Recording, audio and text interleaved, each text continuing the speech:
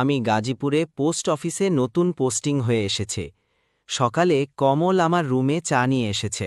চা খাচ্ছি আর কমলের কাছ থেকে এই এলাকার বিষয়ে ধারণা নিচ্ছে।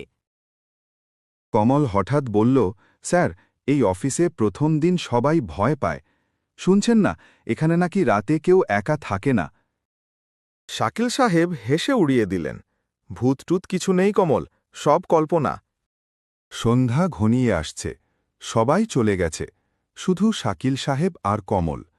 খাম গুনতে গুনতে হঠাৎ একটা পুরনো ধুলোমাখা খাম বেরিয়ে এলো।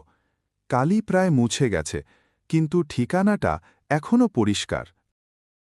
ঠিকানায় লেখা আছে শাকিল সাহেব, গাজীপুর পোস্ট অফিস। শাকিল সাহেব অবাক হয়ে বললেন, কমল, দেখ তো, এটা কবে পাঠানো? কমল খামের কোণে তাকিয়ে বলল, স্যার, এটা তো ১৯৭১ সালের তারিখ। ওরা দুজনেই একে অপরের দিকে তাকিয়ে রইল। হঠাৎ বাতি নিভে গেল। ঘর জুড়ে ঠান্ডা হাওয়া বয়ে গেল। অন্ধকারে দুজনেই একে অপরের উপস্থিতি টের পাচ্ছিল, যদিও দেখতে পাচ্ছিল না। ঠান্ডা হাওয়াটা যেন আরও গাঢ় হয়ে উঠল।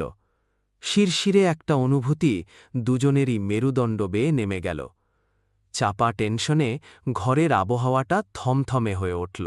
ঠিক তখনই পোস্ট অফিসের করিডোর থেকে চাবির শব্দ এলো। একটা অন্ধকার ছায়া ধীরে ধীরে ভেতরে ঢুকল।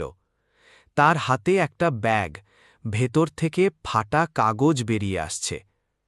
ছায়াটা কাপা গলায় বলল, আমার শেষ চিঠিটা পৌঁছাতে পারেনি, তুমি কি পৌঁছে দেবে, শাকিল সাহেব? কমল চায়ের কাপ ফেলে দিল, আর শাকিল সাহেব কেবল শুনলেন নিজের হৃদয়ের শব্দ, ধুক ধুক।